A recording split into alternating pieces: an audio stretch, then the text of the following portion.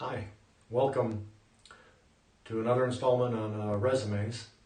And today we're going to talk about how you can increase your chances of getting your resume seen. We'll talk about the three different audiences that are going to be looking at your resume and what each of them are looking for. So, real quick, we're Colorado Springs, Surion. We are a professional recruiting agency here in Colorado Springs, Colorado. If you're more interested in what we do, you're free to call us. I've got the number up on the screen, or email us at coloradosprings@surion.com. My name is John Clarkson, and if you have any questions about this presentation or resumes in general, feel free to email me at johnclarkson@surion.com.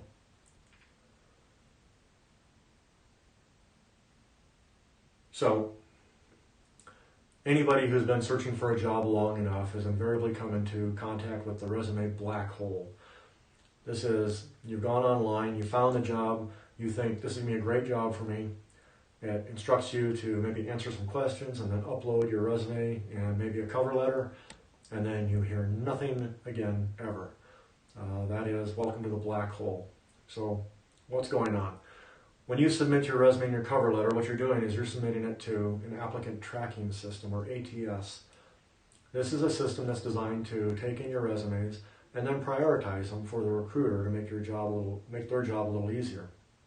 The thing to remember about ATSs, they are the first thing that's going to be reading your resume, and they're just a robot. Fairly simple, not very smart. They can basically prioritize your resume if they did screening questions by the answers you gave on the screening questions. Otherwise, they're primarily using keywords, and they can also recognize dates as well. So, based on how you score with the ATS, your resume may be placed higher or lower priority. So if you're not getting the right keywords, you may find your resume staying down at the lower priority, and you're never getting seen and never getting responded to. So the first thing when you're making a resume, you might want to think about keywords and how to make sure that you're getting the right keywords in there for the applicant tracking system. Easy way to do that is to take the job description for the job you're applying to and put it into either a keyword analyzer or a word cloud generator. And here on the screen I've got tagcrowd.com, which is a real simple, easy to use word cloud generator site. You just take the job description text, you paste it into the box there, and then it'll populate the word cloud, and the more often a word is used, the larger the word will be. So in this case, this is for a engineering management position, and one of the big words on there is manufacturing. That's probably going to be a keyword that you're going to want to make sure that's in your resume. If you've got any experience in manufacturing, you'll want to make sure that gets in your resume. Other big words, you can see catheters up there, and then there's another one for device. It's a bit smaller, products. Chances are pretty good this is a medical device manufacturer. So if you've got experience in manufacturing, you want to make sure you highlighted that. If you've got experience with medical device manufacturing, even better. And if you've got experience with catheters, great. Or if not, maybe experience with manufacturing processes that are similar to the processes used for catheters. And again, that would be a good thing to have in your resume. So you can see here some of the words that pop up as the large words. Some of those are likely to be keywords that you'll want to focus in and make sure you've got in your resume. And you can do the same thing with your resume, where you just basically paste the text out of your resume in there, and you can see which words are popping up most in your resume. So you may actually, if you're getting words in there too often, you may want to thin those out, or you're just going to massage it appropriately. So once the ATS has seen it and prioritized it, the next person that's likely to see your resume is going to be the recruiter.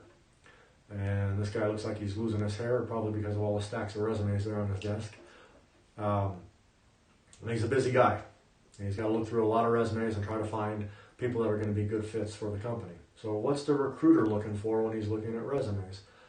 The recruiter is looking for, do you meet the qualifications for the position? And he's working off the same job description that you are when you apply. And what he's doing is he's looking at it in two different categories. He's looking at it in must-haves and nice-to-haves. Now the must-haves, when you read a job description, are things like requirements. Those are hard requirements that they ideally want you to have on the day you start the position. The nice-to-haves are usually called things like preferred experience or something like that in the job description. And those are things that are going to make you more successful in the position, but they're less strict on those. So as a recruiter, I'm looking at, when I look at your qualifications, I'm chopping them under those two categories: must-haves, nice-to-haves, and you should look at the job description the same way. Now, as a recruiter, what I'm trying to do is I'm trying to get as many as the must-haves as possible, first and foremost, and then I'm trying to get as many nice-to-haves as possible in addition. So I may not require all of the must-haves, depending on how many applicants there are for the position. If there's a lot of applicants, I'm probably going to be screening pretty tight. And if there's not a whole lot of applicants, I may be looser on that. So even if you don't meet all of the must-have requirements, you may still want to apply for the position, particularly if you've got transferable skills that could satisfy the requirements for the must-haves. Once I've got much of the must-haves as I can, I look at the nice-to-haves. And again, you want to have as many of those nice-to-haves as possible. The more you have, the higher your priority, more likely your resume is going to go on to the next step. The less you have, the less likely it is going to go on to the next step.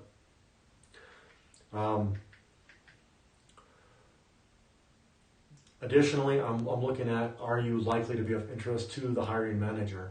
So I may not just be looking straight at the qualifications, but also maybe looking a bit more into the resume, because most often recruiters are working with the hiring managers and kind of have an idea of their preferences.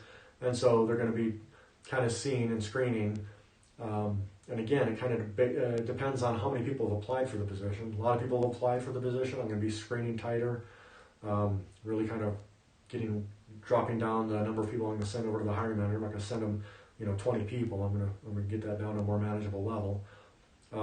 If there's not many people applying, then I'm less likely to be as strict on my screening. One thing to keep in mind, recruiters have a wide range of training and qualifications. You've got some senior recruiters that are very good at what they do. You've also got less experienced recruiters that aren't so good. But the bottom line, when you're putting your resume together and you're thinking about the recruiter, you want to think about it this way. Can you make the recruiter's job easier? So what I suggest is, when you're applying for a particular job, you're looking at the must-haves and the nice-to-haves, you take as many of those as you possibly can, and you want to highlight those in that top half of the first page of your resume. Have a professional summary, paragraph form, followed by professional highlights in bullet form. And you're going to want to highlight as many of those must-haves and nice-to-have requirements in that first half page as you can, because that makes it easier for me as a recruiter to see you understand the requirements of the position, and you seem to think that you meet a lot of the qualifications for it. By bringing that to my attention and making that easier for me, now I can go in and kind of do a deep dive on your work history and see where you got those experience and if it's going to make more sense. So you're going to catch my attention that way. You're going to make it easier for me. You're going to make it much more likely that I get it on to the next step. And the next step is the hiring manager. Now, when the hiring manager is looking at it, what's the hiring manager looking for? Hiring manager wants to know, what can you do for me? Every position in every company is designed to do one of two things: either increase income or decrease expenses, or both. So when I'm looking to hire somebody, I want to know that you're going to be able to help me with whatever my role is. My group may be increasing revenue, it may be decreasing expenses, maybe both. Do you have skills that I can use that's going to work for me? And again, it's really about making my life easier. If you've got the skills I need to generate more revenue through marketing, I'm more likely to want to hire you. So in your resume, when you're thinking about the hiring manager, what you want to do is you want to highlight how you're able to increase income and decrease expenses. Specifically, whenever you can, you want to use as many numbers as possible to really kind of demonstrate that.